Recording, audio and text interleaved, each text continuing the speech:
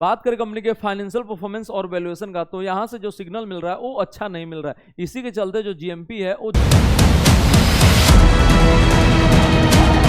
सारे फैक्टर्स को कंसीडर करें, कंपनी का बिजनेस क्या है, सेक्टर आउटलुक क्या है, फाइनेंशियल परफॉर्मेंस क्या है, वैल्यूएशन क्या है और पीयर कंपैरिजन क्या है, तो जो हमारा ओवरऑल रेटिंग निकल के आ रहा है।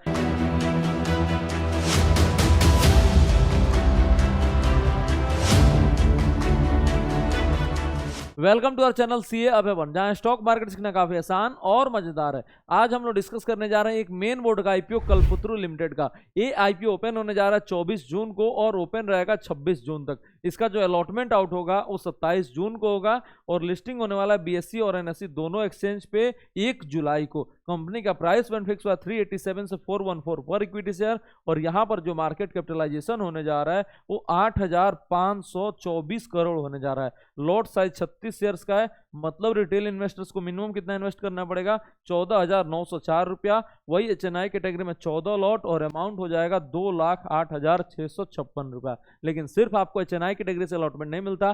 क्या है पूरा प्रोसेस, इस पे ऑलरेडी मैं वीडियो बना चुका, उसको जाके आप चेकआउट कर सकते हैं। लिंक जो है वो डिस्क्रिप्शन बॉक्स में। कंपनी आईपीओ के जरिए रेज करने वाला है 1590 करोड़ और ये सारा का सारा जो है वो फ्रेश इशू है जिसका कंपनी इस्तेमाल करने वाली है डेट का रीपेमेंट करने में। बात करें कंपनी के बिजनेस का, तो ये रियल एस्टेट डेवलपमेंट कंपनी है जो end to end value chain of real estate services provide करता है, जिसमें लैंड एक्विजिशन से लेके फाइनल डिलीवरी तक आपका ये काम करता है। यहाँ पर क्या क्या कवर होता है, तो लैंड एक्विजिशन हो गया, प्लानिंग हो गया, डिजाइनिंग हो गया, एग्जीक्यूशन हो गया और सेल्स एंड मार्केटिंग भी हो गया। कंपनी जो है इसका मेजर एरिया क्या है, तो मुंबई मेट्रोपॉलिटन एरिया जो है उसका मेजर एरिया है और यहाँ का ये लीडिंग डेवलपर भी है। उसके बाद से अगर हम लोग बात करेंगे तो कंपनी जो है वो 5th लार्जेस्ट डेवलपर है उस एरिया का और 4th लार्जेस्ट डेवलपर है थाने का। कंपनी का अगर हम लोग बात करेंगे 2019 और 2023 के बीच में, तो ये top 7 Indian real estate company जो है वो आपका है। उसके बाद से अगर हम लोग देखेंगे तो एज ऑफ 31 मार्च 2024 कंपनी ने ऑलरेडी 113 प्रोजेक्ट जो है कंपनी डिलीवर कर चुका है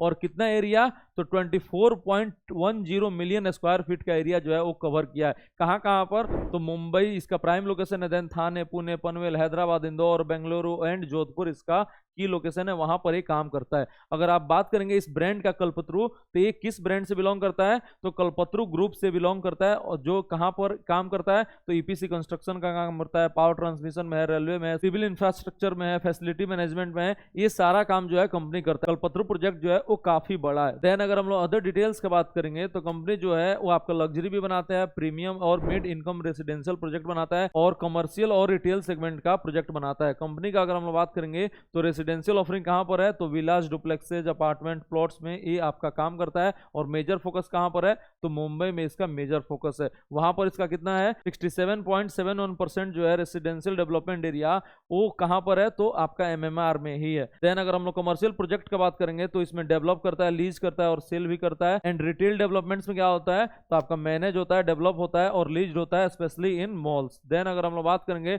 एज ऑफ 31 मार्च 2024 इसका जो लैंड रिजर्व है वो आपका 1886 एकड़ है, जो कि काफी अच्छा खासा है। और इसका अगर हम लोग बात करेंगे ये किसी पार्ट का भी नहीं है और प्लान्ड नहीं है, मतलब ये अभी लैंड रिजर्व है जिसपे आगे चल के डेवलपमेंट कर सकता है। तो यहाँ पर भी ये काफी अच्छा अगर हम लोग देखेंगे पॉइंट है। उसके बाद से अगर हम लोग इसका ऑपरेशन का स्टाइल देखना चाहें तो ये काम करता है एसेट लाइट मॉडल पे। और ये कैसा काम कर रहा है, तो रीडेवलपमेंट का, ज्वाइंट डेवलपमेंट एग्रीमेंट का और ज्वाइंट वेंचर का काम करता है। अगर हम लोग मार्च 2024 का स्थिति देखेंगे तो वहां पर 7 रीडेवलपमेंट प्रोजेक्ट अभी कर रहा है, 2 ज्वाइंट वेंचर का और 6 ज्वाइंट डेवलपमेंट एग्रीमेंट का प्रोजेक्ट कर रहा है। देन अगर हम लोग बात करेंगे तो प्रोजेक्ट का जो पाइपलाइन है वो इंक्लूड क्या क्या कर रहा है, तो 22.2 मिलियन स्क्वायर फीट जो है अभी ऑलरेडी कामकाज कर रहा है। और ये कहाँ कहाँ पर, तो इसका प्रोजेक्ट जो है वो आपका मुंबई में है, पुणे में और आपका हैदराबाद, नोएडा, नागपुर, सूरत और उदयपुर में इसका ऑलरेडी कामकाज चल रहा है। देन अगर हम लोग बात करेंगे तो इसका जो बैंकर्स एक्सिस बैंक लिमिटेड है, आईसीआईसीआई बैंक है और इंडसइंड बैंक इसका बैंकर्स है। उसके बाद से अगर हम लोग इंडस्ट्री एनालिसिस का बात करेंगे तो यहाँ पर जो आपको ग्रोथ देखने को मिल रहा है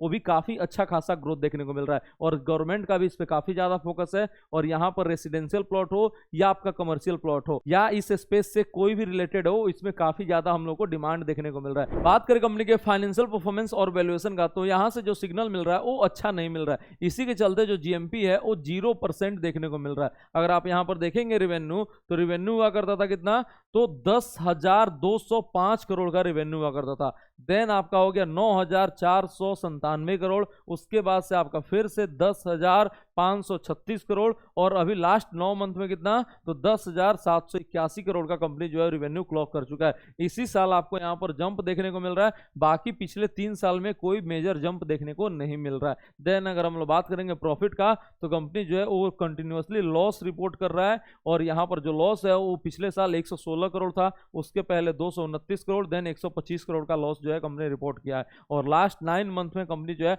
वो 5 करोड़ का प्रॉफिट रिपोर्ट किया है। लेकिन देखते हैं जब ईयर एंड होता है तो क्या कंपनी जो है प्रॉफिटेबल रह पाता है या नहीं। अगर हम लोग देखेंगे तो इसका पी रेशियो जो है वो निगेटिव में आ रहा है, क्योंकि कंपनी जो है वो लॉस मेकिंग है।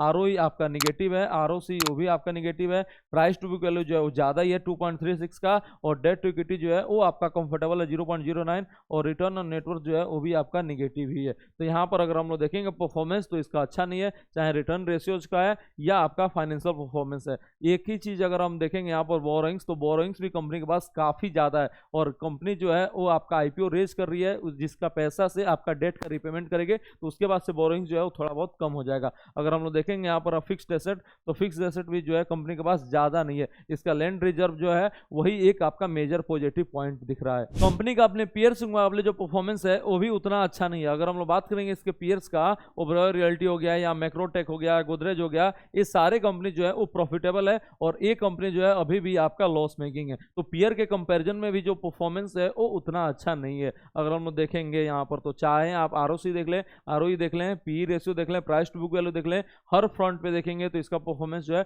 वो उतना अच्छा नहीं है। बस इसका अगर हम लोग पॉजिटिव निकालना चाहें तो ये ब्रांड जो है वो आपका काफी स्ट्रॉन्ग है, जो मुंबई रीजन है वहां पर तो और ज्यादा स्ट्रॉन्ग है, और अगर हम लोग देखेंगे तो इसका जो लैंड रिजर्व है वो एक काफी ज्यादा पॉजिटिव है। उसके बाद से फाइनेंशियल परफॉर्मेंस और बुक्स जो है वो उतना स्ट्रॉन्ग नहीं है, और उसके बाद से अगर हम लोग सारे फैक्टर्स को कंसीडर करें, कंपनी का बिजनेस क्या है, सेक्टर आउटलुक क्या है, फाइनेंशियल परफॉर्मेंस क्या है, वैल्यूएशन क्या है, और पीयर कंपैरिजन क्या है, तो जो हमारा ओवरऑल रेटिंग निकल के आ रहा है वो 1 स्टार निकल के आ रहा है। और हमारा कंक्लूजन क्या है, तो आप इस आईपीओ को करेंगे अवॉइड, और आईपीओ है जो मार्केट में जिसमें आप पैसा लगा सकते हैं उसको आप चेकआउट कर सकते हैं। लिंक जो है वो डिस्क्रिप्शन बॉक्स में और फाइनेंस सर्टिक वेबसाइट पे, जिसका सारा रिव्यू सबसे पहले और सबसे सटीक हमारे यूट्यूब चैनल पे भी आ चुका है, उसको भी जाके आप चेकआउट कर सकते हैं। मिलते हैं आपसे अगले वीडियो में एक नए आईपीओ अपडेट और स्टॉक मार्केट लर्निंग के साथ। Thank you so much.